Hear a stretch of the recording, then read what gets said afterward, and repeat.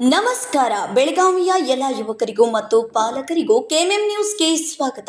ಇವತ್ತಿನ ವಿಡಿಯೋದಲ್ಲಿ MBA course ಬಗ್ಗೆ ಕೆಲವು ಮುಖ್ಯವಾದ ಮಾಹಿತಿಯನ್ನು ತಿಳಿದುಕೊಳ್ಳೋಣ. ನೀವು ಅಥವಾ ನಿಮ್ಮ ಮಕ್ಕಳು MBA ಮಾಡುವ ಯೋಚನೆಯಲ್ಲಿದ್ದೀರಾ? ಹಾಗಿದ್ರೆ ಈ ಮಾಹಿತಿ ತಪ್ಪದೇ ನೋಡಿ. ಒಂದು ಕಾಲದಲ್ಲಿ MBA ಅಂದ್ರೆ ಒಂದು ದೊಡ್ಡ ಭವಿಷ್ಯ ಅಂತ ಎಲ್ಲರೂ ಅಂದುಕೊಂಡಿದ್ರು. ಒಳ್ಳೊಳ್ಳೆ ಕೆಲಸ ಸಿಗುತ್ತೆ, ಹೆಚ್ಚು ಸಂಬಳ ಸಿಗುತ್ತೆ ಅಂತ ನಂಬಿದ್ರು. ಆದ್ರೆ ಈಗ ಪರಿಸ್ಥಿತಿ ಬದಲಾಗಿದೆ. ಬಹಳಷ್ಟು MBA ಕಾಲೇಜುಗಳು ತುಂಬಾ ದುಬಾರಿ ಆಗಿವೆ. ಅಷ್ಟೇ ಅಲ್ಲ, ಇಲ್ಲಿ ಕಲಿಸುವ ಶಿಕ್ಷಣ ಎಷ್ಟರ ಮಟ್ಟಿಗೆ ಉಪಯೋಗಕ್ಕೆ ಬರುತ್ತೆ ಅನ್ನೋದು ಒಂದು ದೊಡ್ಡ ಪ್ರಶ್ನೆ. ನೀವು ಗಮನಿಸಿರಬಹುದು, ಬಹಳಷ್ಟು ಇಂಜಿನಿಯರಿಂಗ್ ಆದ್ಮೇಲೆ MBA ಮಾಡಬೇಕು ಅಂತ ಯೋಚನೆ ಮಾಡ್ತಾರೆ. ಆದ್ರೆ ಇದು ನಿಜವಾಗಿಯೂ ಅವಶ್ಯಕತೆ ಇದೆ?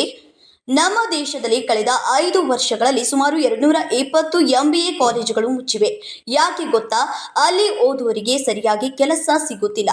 ಕಾಲೇಜುಗಳು ಅಷ್ಟೊಂದು ಒಳ್ಳೆಯ ಹೆಸರು ಇಲ್ಲ. ಕಟ್ಟಿದ ದುಡ್ಡು ವಾಪಸ್ ಸಿಗುವಂತಹ ಪರಿಸ್ಥಿತಿ ಇಲ್ಲ. ಅಷ್ಟೇ ಅಲ್ಲ, ಅಮೆರಿಕಾದಂತಹ ದೊಡ್ಡ ದೇಶಕ್ಕಾಗಿ ಟಾಪ್ MBA ಕಾಲೇಜುಗಳ ವಿದ್ಯಾರ್ಥಿಗಳಿಗೂ ಕೂಡ ಕೆಲಸ ಸಿಗುತ್ತಿಲ್ಲ ಅನ್ನೋದು ಇತ್ತೀಚಿನ ಅಂಕಿ ಅಂಶಗಳಿಂದ ತಿಳಿದು ಬಂದಿದೆ. ಲಿಂಕ್ಡ್ ಇನ್ ಮತ್ತು ನೌಕರಿ ಅಂತ ವೆಬ್ಸೈಟ್ಗಳಲ್ಲಿ MBA ಪದವೀಧರರಿಗೆ ಇದ್ದಂತಹ ಉದ್ಯೋಗ ಸಂಖ್ಯೆಗಳು ಕಡಿಮೆಯಾಗಿದೆ. ಈಗ ಕಂಪನಿಗಳಿಗೆ ಬರೀ ಡಿಗ್ರಿ ಇರುವವರು ಬೇಡ, ಅವರಿಗೆ ಬೇಕಾಗಿರೋದು ಸಮಸ್ಯೆಗಳನ್ನು ಪರಿಹರಿಸುವ ಕೌಶಲ್ಯ ಬೇಕು, ಹೊಸದನ್ನು ನಿರ್ಮಿಸುವ ಕೌಶಲ್ಯ ಬೇಕು, ನಿಜ ಜೀವನದಲ್ಲಿ ಕೆಲಸ ಮಾಡುವಂತಹ ಕೌಶಲ್ಯ ಬೇಕು. ದುರಾದೃಷ್ಟವಶಾತ್ ಬಹಳಷ್ಟು MBA ಕಾಲೇಜುಗಳಲ್ಲಿ ಇಂತಹ ಪ್ರಾಯೋಗಿಕ ಶಿಕ್ಷಣ ಸಿಗುತ್ತಿಲ್ಲ. ನೀವು ನಂಬ್ತಿರೋ ಇಲ್ವೋ, MBA ಕೋರ್ಸ್ ಫೀಸ್ ಬಹಳ ಜಾಸ್ತಿ ಆಗಿದೆ. 2018ರಲ್ಲಿ ಒಂದು ವರ್ಷಕ್ಕೆ MBA ಕೋರ್ಸ್ಗೆ ಸುಮಾರು 10 ಲಕ್ಷ ರೂಪಾಯಿ ಖರ್ಚಾಗಿತ್ತು. ಈಗ ಅದೇ ಕೋರ್ಸ್ಗೆ 30 ಲಕ್ಷ ರೂಪಾಯಿ ಅಥವಾ ಅದಕ್ಕಿಂತ ಜಾಸ್ತಿ ಖರ್ಚಾಗುತ್ತೆ ಅಂತೆ.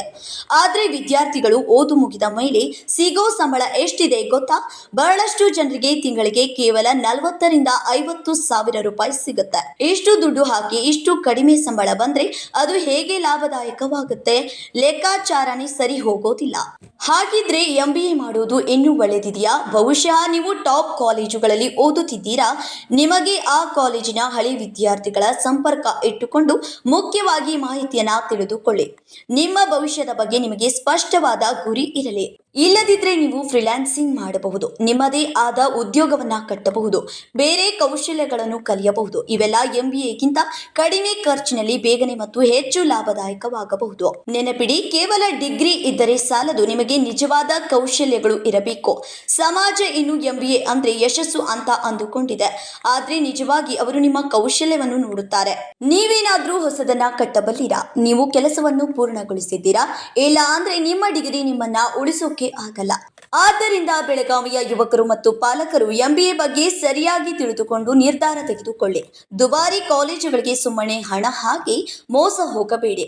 ನಿಮ್ಮ ಆಸಕ್ತಿ ಮತ್ತು ಕೌಶಲ್ಯಗಳಿಗೆ ತಕ್ಕಂತಹ ಸರಿಯಾದ ದಾರಿ ಹಿಡಿಯೋದು ಬಹಳ ಮುಖ್ಯವಾಗಿದೆ. ಇದು ಇವತ್ತಿನ ವಿಶೇಷ ಸುದ್ದಿ. ಇದೇ ರೀತಿಯ ಇನ್ನಷ್ಟು ವಿಶೇಷ ಸುದ್ದಿಗಳಿಗಾಗಿ ನೋಡ್ತಾ ಇರಿ ಕೆಎಂಎಂ ಕನ್ನಡ ನ್ಯೂಸ್ ಬೆಳಗಾವಿ.